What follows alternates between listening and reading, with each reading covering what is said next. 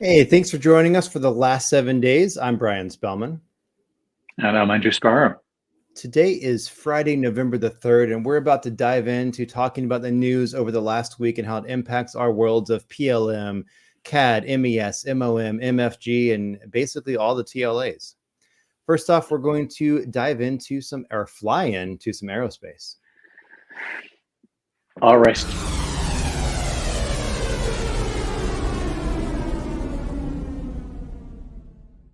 Did I You got a little just hear you trigger instead of happy saying there. ready, set, go? Did you just say RSG? Is that what I heard? Why not? Why not? Huh? Let's So keep a those new acronyms rolling. for all of those who have lived in this, I guess, this world of acronyms, I guess RSG is a new one for you. I like that, Andrew. There you go. So Thanks. Starlink achieves a cash flow break even, says SpaceX CEO Elon Musk. Starlink has now earned the title for the most satellites in space. By next year, it's going to have launched more satellites than all other Earth satellite launches combined in all of history.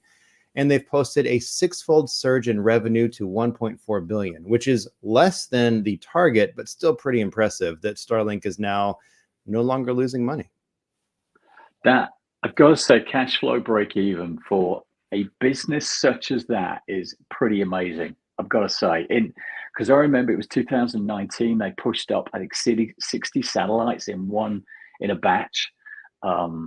Etc. Yep. I mean, amazing to think the volumes, the scale, the expense they've incurred in putting this business up and running. I mean, what's it all about? How could any business of that scale and complexity achieve cash flow in that break even in that period of time? Yeah, it's the reusability that they've used for these rockets, and the fact that the end of life planning of what happened. We talked about last week about how there might be falling rocket parts too, but in general, the reuse or the idea of what happens at the end of life of them is neat as well. But this is a pretty good lesson in economies of scale. I mean, the number of satellite it's a lot of satellites up there.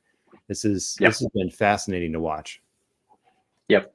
You've got to put it down to Elon. He's talked about it for a few years of kind of first principles, which is over the years that the whole NASA thing was a case of outsource, pass it out. So you've got margin upon margin upon margin built into that business model. What he's done is stripped all those margins away, got it back to its most basic level, and he's kept everything vertically integrated, similar to what he does with Tesla. Let's be honest, Yep. that keeps the prices down. He's reusing rockets. He's doing in-house manufacturing, which I've touched on. It's lean operations as well. He's got his own launch capabilities. I mean, incredible business model that he's put together. Very difficult. And apparently some pretty good marketing. It's Elon. He's got brand recognition, everything going for him. Great job. Next up, Lufthansa is to order 40 small short haul planes, 40 single aisle planes. I mean, this just continues the whole aviation growth once again as we've come out of the pandemic. Lufthansa wants to order 40 small short haul planes, considering Airbus A220s and the Embraer. They're also looking to order 40 single aisle planes, considering for that Airbus's A320 and Boeing's 737 MAX. You know, when you say 40 planes, well, 80 planes total here, that sounds like 80 sounds like a small number sometimes, but when we're talking about planes, I mean, that's big. There's a lot of manufacturing that's going to be involved here and a lot of money that's going to be spent. Absolutely. Yeah. Good signs. A German startup company is now planning on launching rockets from Norway, which is going to be a first for Europe. The startup ISAR Aerospace is going to launch these test rockets into space. Sorry, going to test launch rockets into space next year. It's going to give Europe its first spaceport for orbital missions called Andova Spaceport, which is on an island off of Norway, ISAR. And it's a great quote about this. The ISAR CEO said that Europe can literally not launch a single satellite on its own. So for the past, they've always been looking at trying to partner with NASA, with SpaceX, with everything else to get some stuff into space. So this is actually really big for Europe. And because their infrastructure for launch is the core bottleneck in that region, they're trying to launch 15 missions a year from Andoya at a cost of 10 to 12 million. Interesting crew, ISAR. I watched them since inception.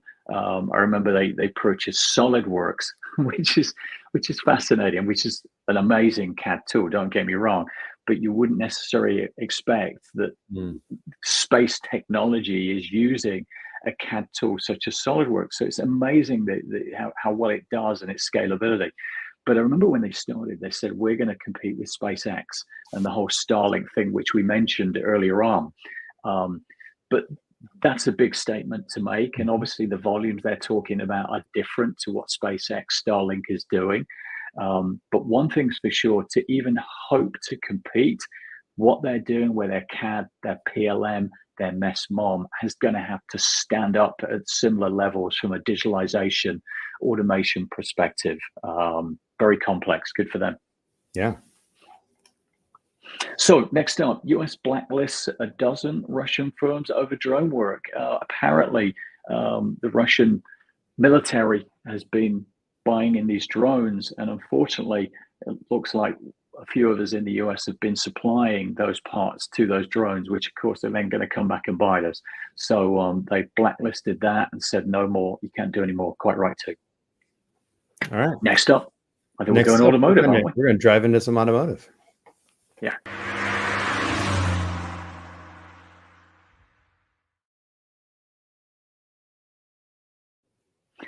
So first up, Toyota plans to trial new EV pickup in Thailand. Toyota engineers are working on adapting its electric pickups to local conditions and build up EV R&D capabilities in Thailand, which is one of Toyota's 5 global R&D centers already. Its launch in Thailand would mark a fresh attempt by Toyota to counter the mounting Chinese competition.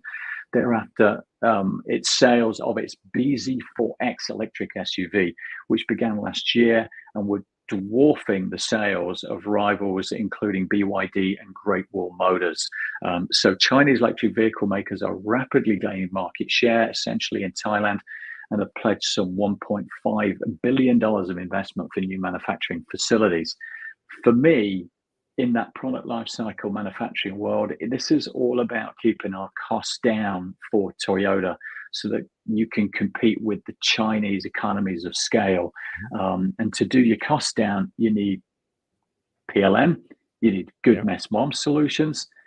Take a shot at it, Brian. What do you think?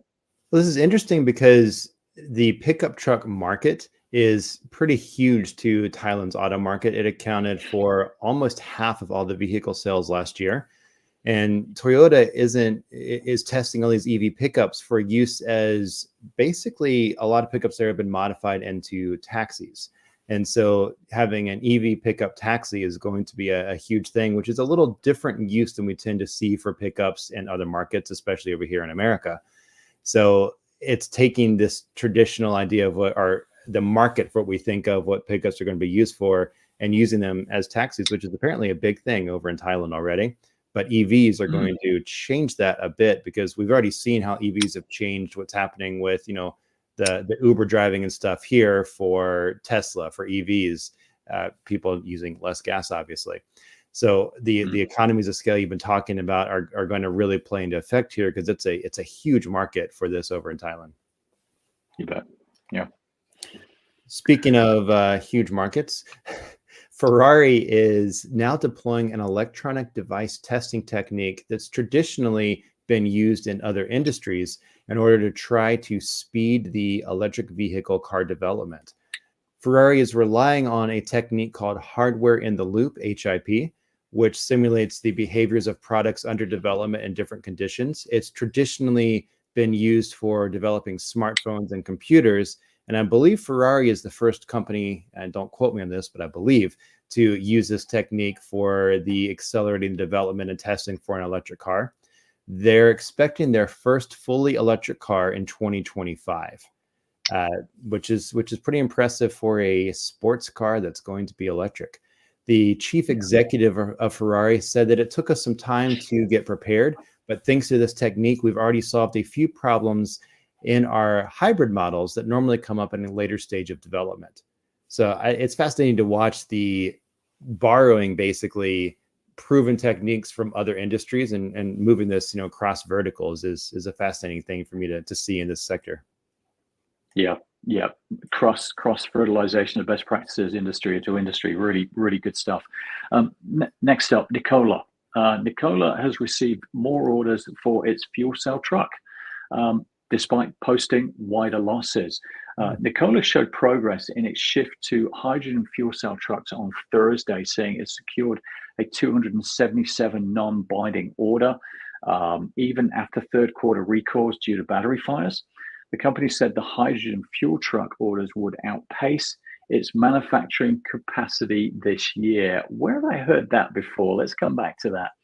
In August, they recorded 209 battery-powered electric trucks that it had delivered and suspended sales.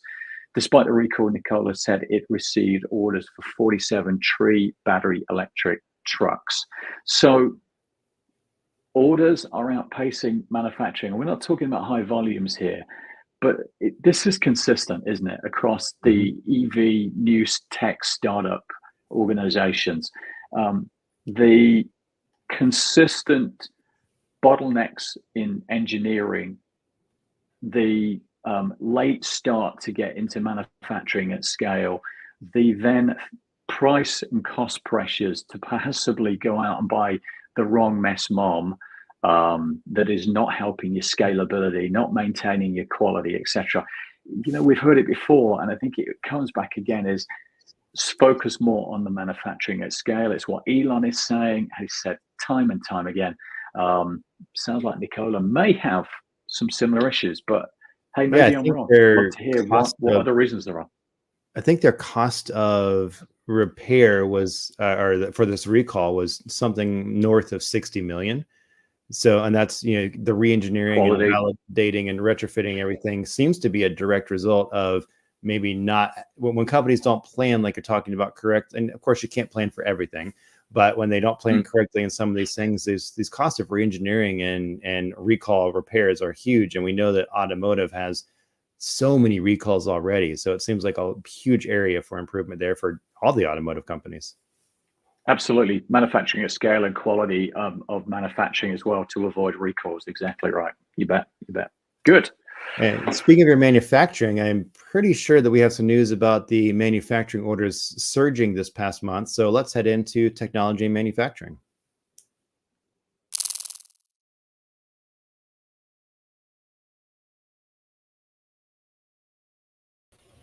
So US factory orders surge in September. Welcome, Joseph.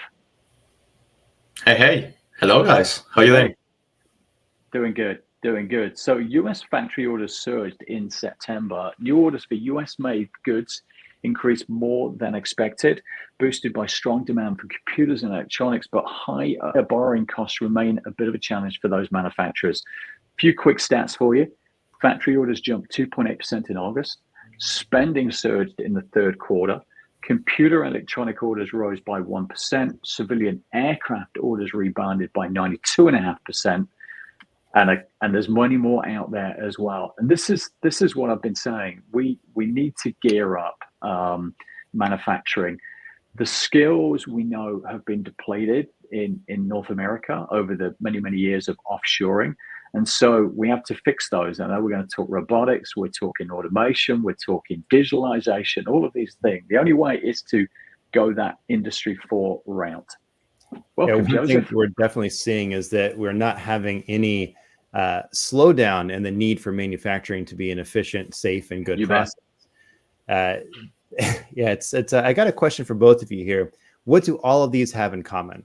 The news that Biden fell asleep during a moment of silence for Maui wildfire victims, that COVID-19 is being orchestrated by the Democratic Party ahead of the election, that NBA players' obituary called him useless, and that a few people are resigning or dying that aren't actually true. They're all true. The answer is that all of these things were published by Microsoft on MSN's homepage, which is one of the world's most trafficked websites. Millions of folks get their news from there.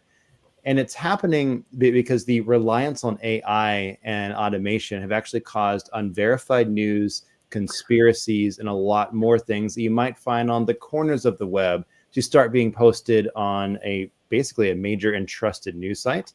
That's really interesting. Yesterday, I was on my cell. I got the Microsoft News, and the headline said, "Putin has died."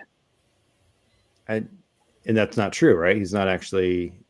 I think it would have been all over the news, let's be honest. So again, that's another example of AI and fake truth and all that kind of stuff. Amazing. Yeah. They had in 2018, more than 800 editors were in charge of selecting and curating the news that was shown. But a lot of those reported being laid off over the past 5 years and being replaced by automation. So AI and automation have been causing some interesting things with what's just being posted on the news, which I guess brings us back to that old adage of don't trust everything you see on the internet. Yeah, you bet. Next up, Fictiv. So we're going to Mexico, aren't we? Because Joseph's here. So Fictiv, an operating system for custom manufacturing and manufacturing services, has added Mexico to its global network of manufacturing partners. Number one. Number two, if I pronounce this right, even though I think Joseph will correct me, Baluf announced the opening of its new production facility in Aguascalientes, not bad, Mexico. The new smart factory will enable the sensor and automation company to achieve its planned growth while creating resilient supply chains. The company is regionalizing its supply chain with a $53 million investment. Did he pronounce that right, Joseph? Yeah, that's good. That's good. I think everybody. Aguascalientes or Aguascalientes, señor. Okay, there you go. Better, much better. No, really, really good. I would like to make a comment over here because Baluf, I don't know, guys, if you are aware about it, but Baluf is one of the bigger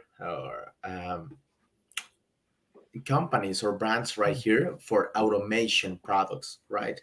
When you're talking about IoT in the manufacturing plants, Baluf is one of the brands really good, right? With PLCs, with HMIs, with sensors, with different things, because they have all the catalog, the products available to connect everything. And normally you have the option to connect with other brands. So it's really good, to collect the data in the lines of production in different industries. Doesn't matter which one, but is very friendly, to collect the data and eventually monitor everything or reporting or the different decisions that you want to have or take with the data collected. So yeah, that's a huge announcement, I guess. Yeah, right? 53 million is not a small chunk of change there. Yeah, exactly, guys.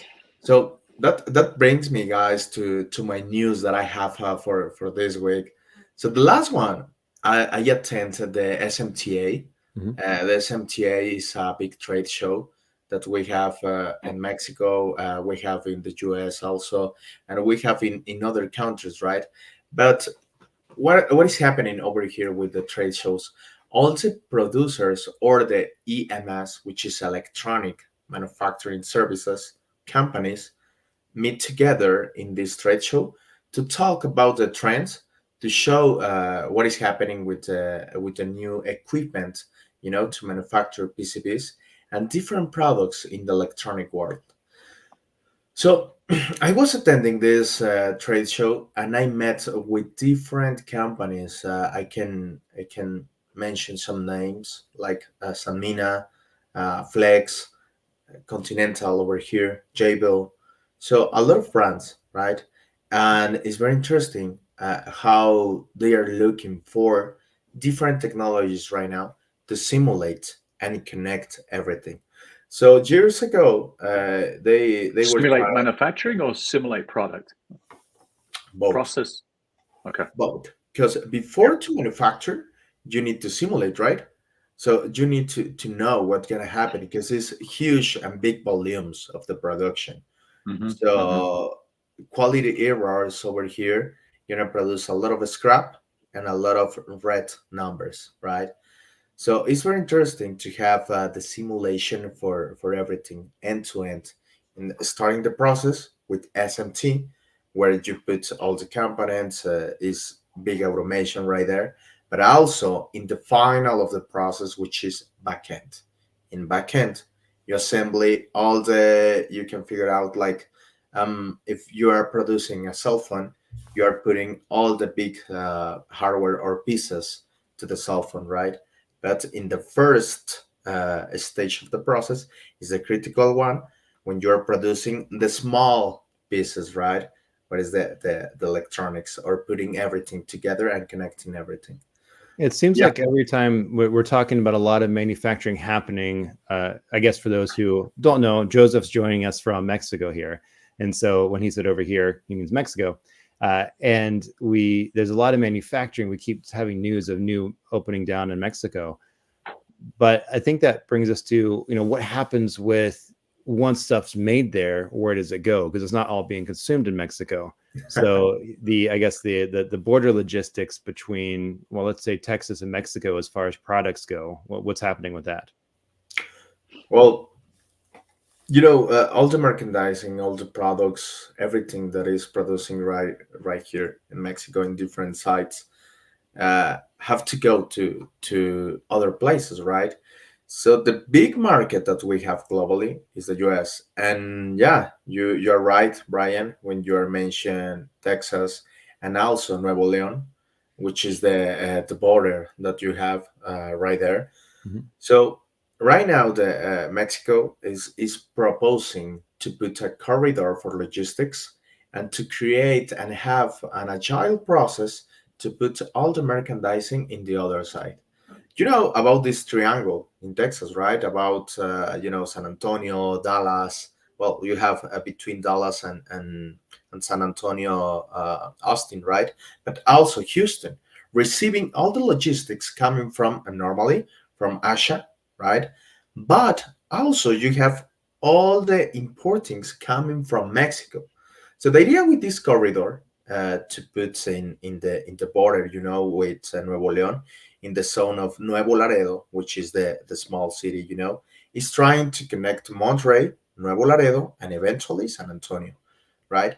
So right there is the idea. For Texas, gonna grow a lot.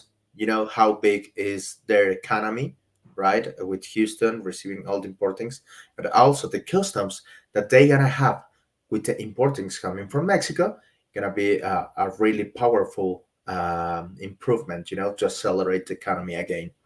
So Yeah, that's going to be huge with all the manufacturing that is coming to Mexico. I mean, we've announced several new plans for huge manufacturing that's happening down there over these past couple episodes, and it's going to change a lot. I think that the biggest factor is a lot of companies. What was it? One of the Chinese companies for EVs was talking about trying to manufacture, and they're investing a lot of money to manufacture things down there because it's a little easier to import from Mexico to the US than to import a car from China to the US.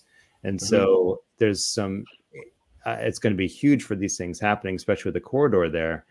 But then the regulations that are happening with the border logistics, with government regulations, all of this will be a huge factor that is going to have to be considered. Yeah, I think it's interesting stuff, but it's going to be, I think Mexico is going to become more and more of a player in this particular manufacturing sector here for electronics, for cars, for everything. It plays to the usual that we see every day now as we're in Mexico, is faster, cheaper, as good as China or further offshore. So it's an emerging economy. So historically, what's happened when you get a problem, throw more people at it. But where we're getting to now is to get faster, to get better, to get cheaper. You can't just throw people at it. You've got to throw digitalization at it. So it's a consistent thing. And I think, given that you Texans tend to be pretty demanding, the regulations the regulations, the certifications, the whole traceability and reporting is going to have to step up with these cross-border controls going in place. Yeah, speaking of throwing people at a problem, and speaking of border logistics, let's dive into people and culture.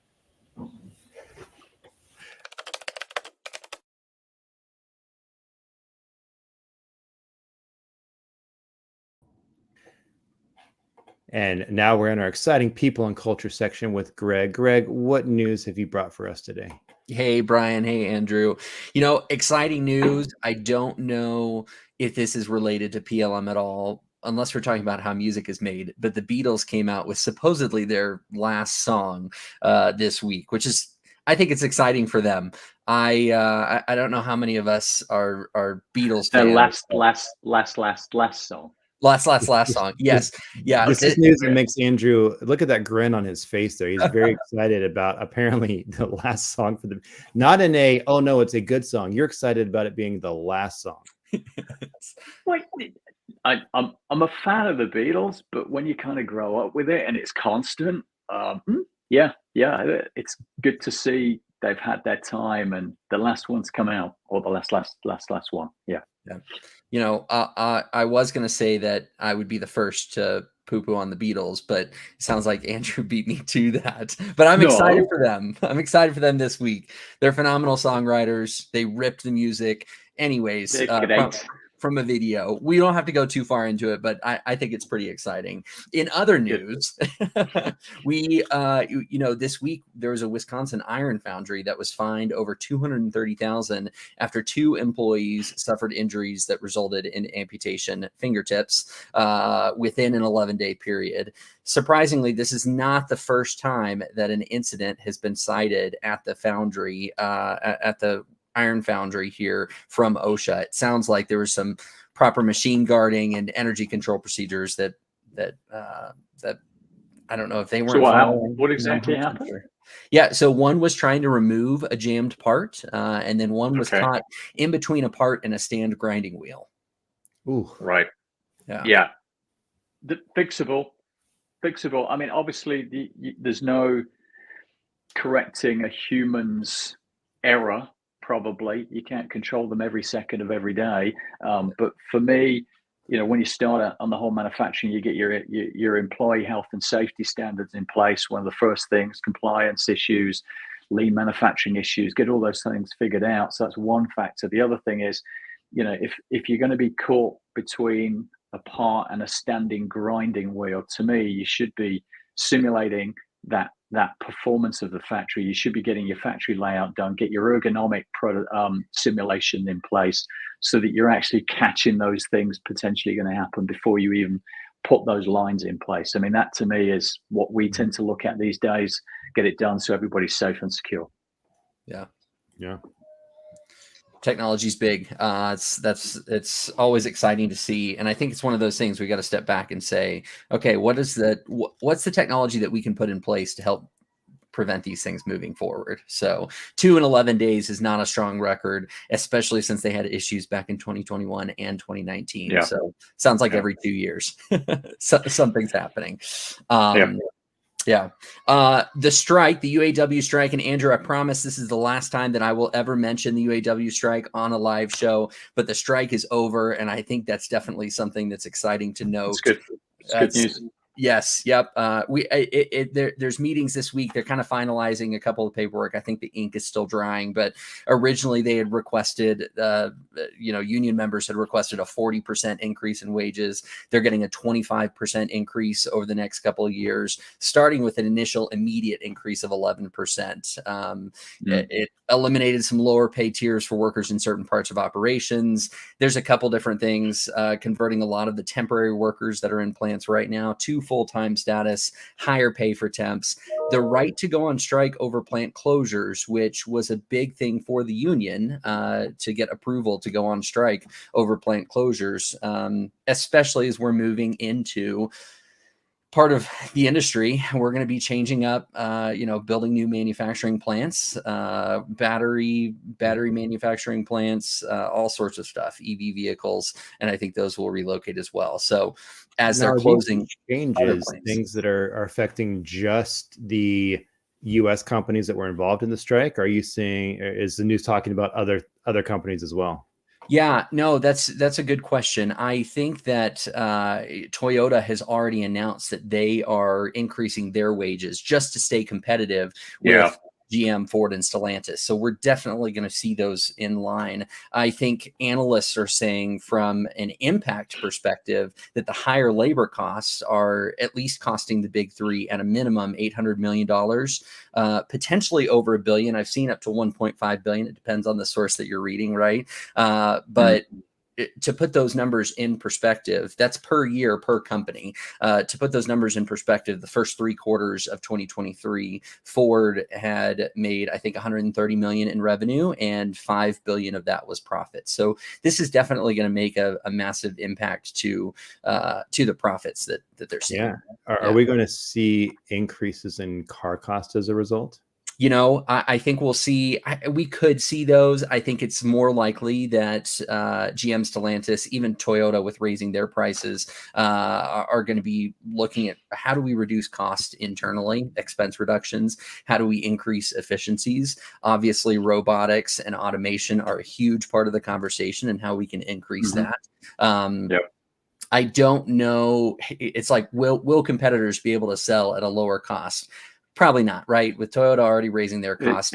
It's tricky. These OEMs are absolute masters at keeping their costs down on a traditional automotive. Now they've got this battery introduced.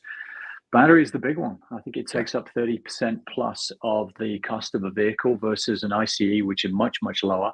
The big one is how do they get the cost of those batteries down? That's the one. Yeah. And I do think the biggest impact is going to be those investments into their EV goals and ambitions, right? As they're leaning into competing with Tesla and Toyota, who are already leaning forward in that. This is definitely going to make an impact over the next decade for sure. And speaking of batteries and energy, I think there's something we read about a bunch of new energy products being announced. Yeah, no, definitely. So last year, mid 2022, we had the Inflation Reduction Act that took place.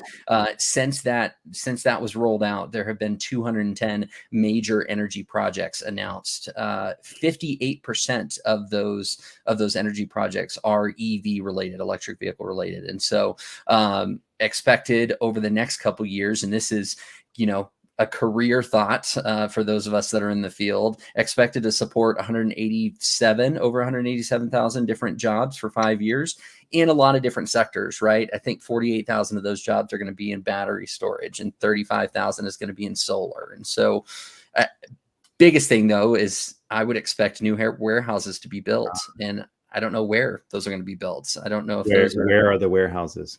Yeah, where are the warehouses? That's that could be the tagline for today. You said the Inflation Reduction Act took place in 2022, which isn't that long ago. But what is the IRA?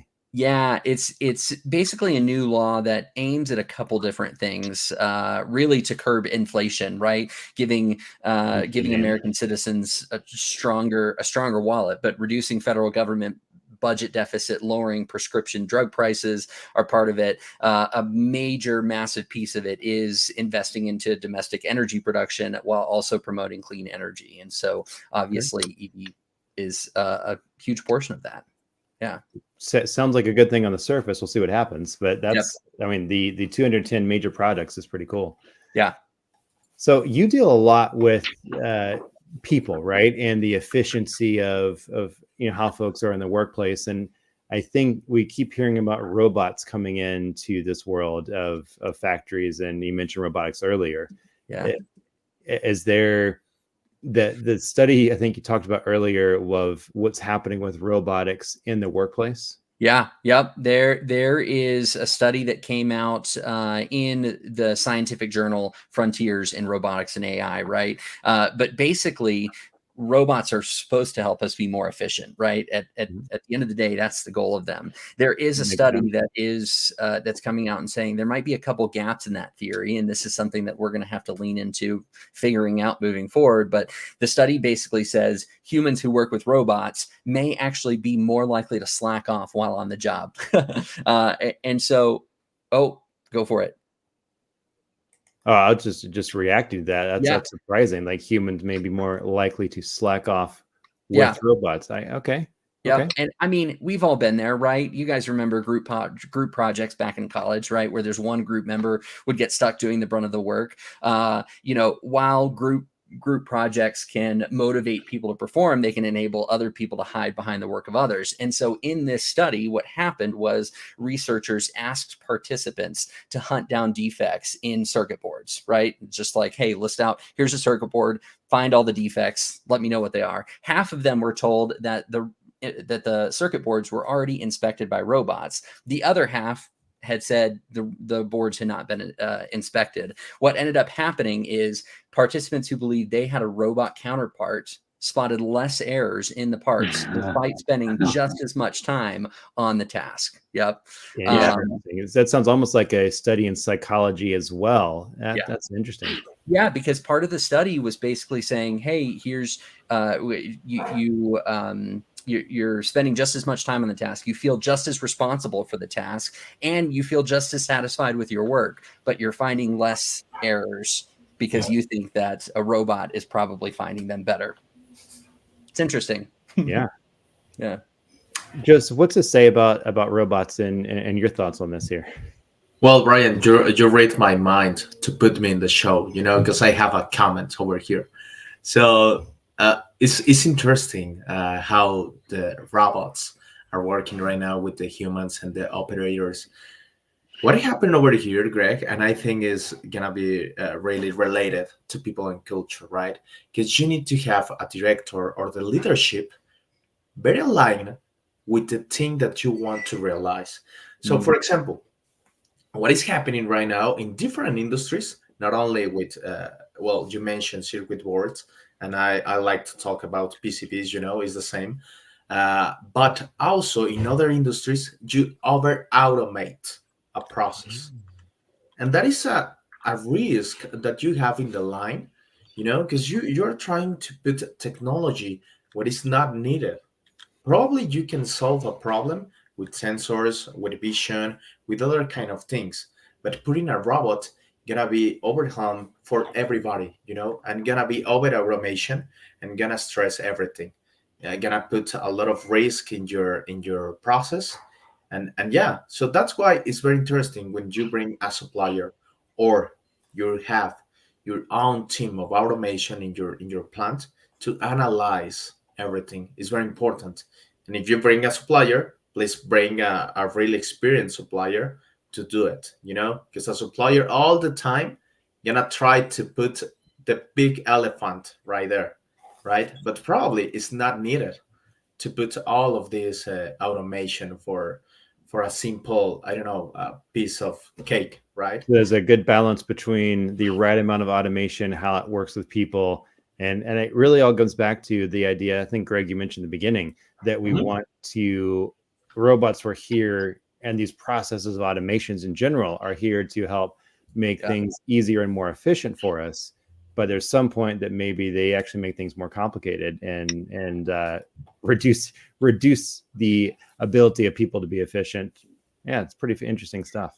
You took the words right out of my mouth, right? It sounds like AI and automation can be as helpful as it can be hurtful, right? Just in this show, we've talked about Microsoft and their articles, Beatles in the last song, the study that we're talking about with robots. I think we're going to have to be careful with AI and automation moving forward. If there's a career tip that any of us should take from this, it's don't overlook the human aspect of working with robots and automated processes, because there's still an extremely important piece, whether it's the psychology of it or just the human touch, that's really going to be important moving forward. I think that's a great place to end our show today, is the idea of don't overlook the human aspect. That was a great summary, Greg. Everybody, thanks for joining us today, and we will see you all next week. See you next week. Thank you.